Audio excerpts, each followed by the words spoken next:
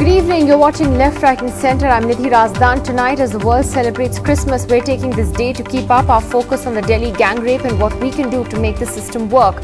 Tonight, we look at the latest developments on this story, including the tragic death of a policeman who was injured during the protests on Sunday, an ugly war between Delhi's chief minister and the police. But our big debate tonight will focus on the death penalty and whether it's really the answer to dealing with rape and the practical problems in setting up fast-track courts. But first, India woke up to the news this morning that 47-year-old Subhash Tomar, a constable with the Delhi police, died early this morning. Tomar was seriously injured on Sunday during the violent protests at India Gate after he was beaten by a group of people. 8 people, including a member of Arvind Kejriwal's Aam Aadmi Party, have been arrested for murder. Constable Subhash Tomar, cremated with full honours in Delhi's Nigam Bodh Ghat.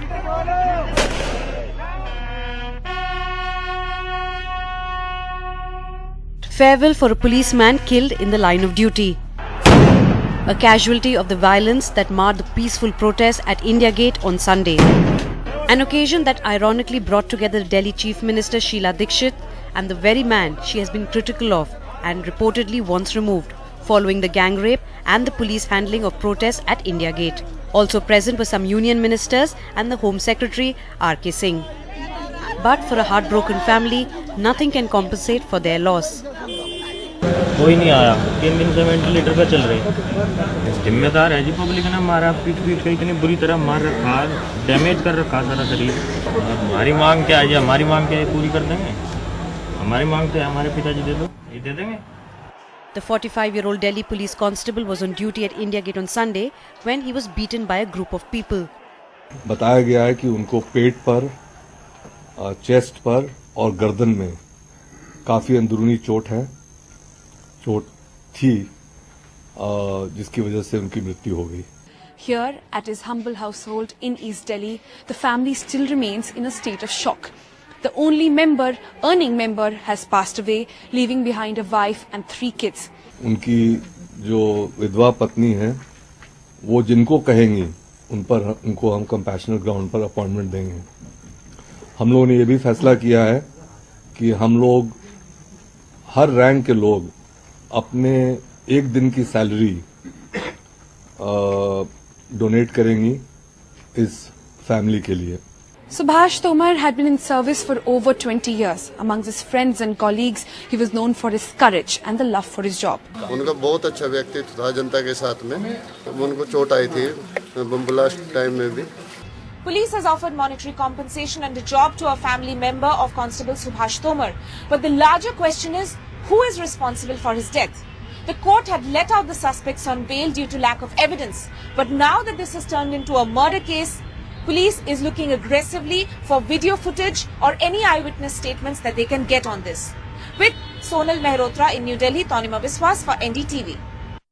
Meanwhile, in the middle of all of this, the war between Sheila Dikshit and the police has got uglier, with the Delhi Chief Minister writing to the Home Ministry to complain that senior police officers allegedly tried to intimidate the sub-divisional magistrate during the recording of the rape survivor's statement in hospital. The Home Ministry is likely to order a probe into this, but the police have refuted her charges. What's important, though, is that the magistrate does not in any way dispute the contents of the girl's statement.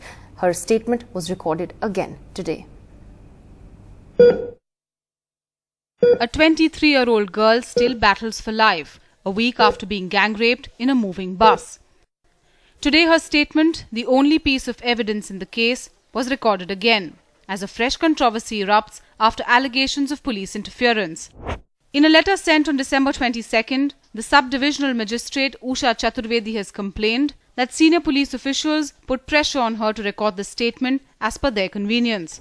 She goes on to say that when she refused, the officers misbehaved and tried to intimidate her. The judge also claims that 3 police officers, who she has named, tried to dissuade the young woman's mother from letting her record her statement on camera. But the Delhi police has refuted these charges, saying it was not them but the student's mother who did not want the testimony to be videotaped.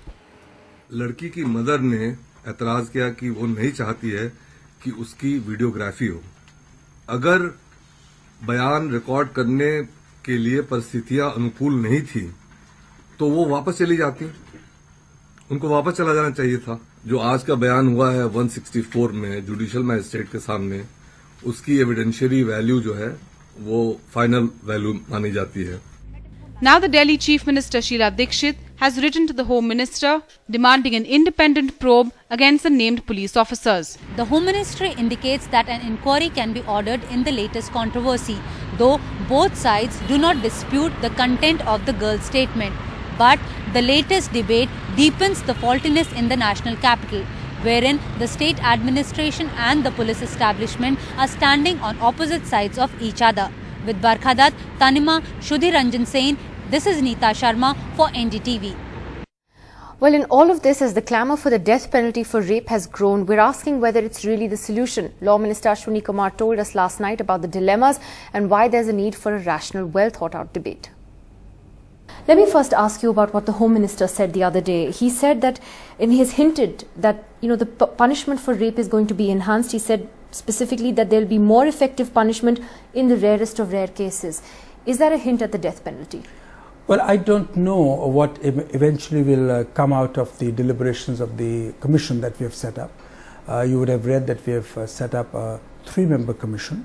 The entire purpose of this exercise is to dispassionately consider what is required to be done to make the promise of safety of our women a reality.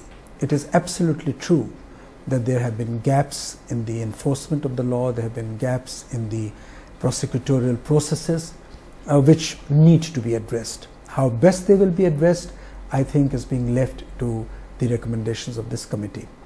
I would like to add, however, that already in the statute, rape is punishable by life imprisonment, which by all accounts is a very harsh punishment. Some people say it is even more difficult than death penalty because you suffer a feeling of death every day inside a prison room. But it would be left to the wisdom of this committee to recommend in its wisdom what they think they should. Whether capital punishment would be enough of a deterrent or not is something that has to be gone into. I saw an article in the Economic Times today. I want to ask you about that, and I'm interrupting you on that because it's an interesting point you've raised.